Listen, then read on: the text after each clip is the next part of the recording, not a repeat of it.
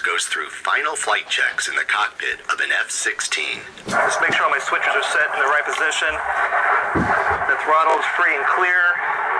Lights are on. X-ray Tango radio check. There's a strong sense of excitement for this flight. Shortly before takeoff, with the engines whining and a cockpit cooling system blowing at its max, Clements exits the cockpit. He then closes the canopy via a remote switch.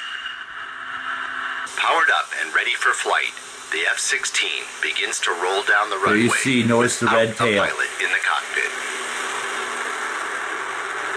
No pilot in the cockpit. In a matter of seconds, check out the red tail. With its burner lit, roars into the southern sky, headed out over the Gulf of Mexico. It's the first time ever an F-16 has flown without a pilot in the cockpit. Meet Boeing's newest full-scale aerial target, the QF-16, a modified F-16 that will allow pilots the chance to train against and fire upon the most realistic enemy aircraft threats ever created. It was a little different to see it without anybody in it, but it was a great flight all the way around. A replication yeah, so now they can spray us. Current real-world situations and aircraft platforms that they can shoot as a target. Now we have a 9G capable, highly sustainable aerial target. While there's no pilot physically sitting in the cockpit, 2 U.S. Air Force test pilots are flying the plane remotely from a ground control station at Tyndall Air Force Base.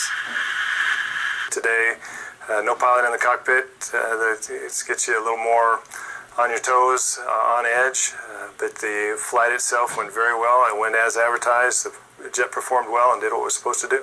While in the air, the unmanned QF-16 reaches an altitude of 40,000 feet, a speed of Mach 1.47, and engages in aerial maneuvers such as a barrel roll while pulling more than 7 Gs. F-16 and F-4 chase planes off the port side follow the QF-16 as it makes its final approach back to Tyndall and picture-perfect landing. Check out that red tail. Got the jet in the air, flew great, everything worked great, made a beautiful landing, probably one of the best landings I've ever seen, and stopped right on the center line. So no, it was a great mission.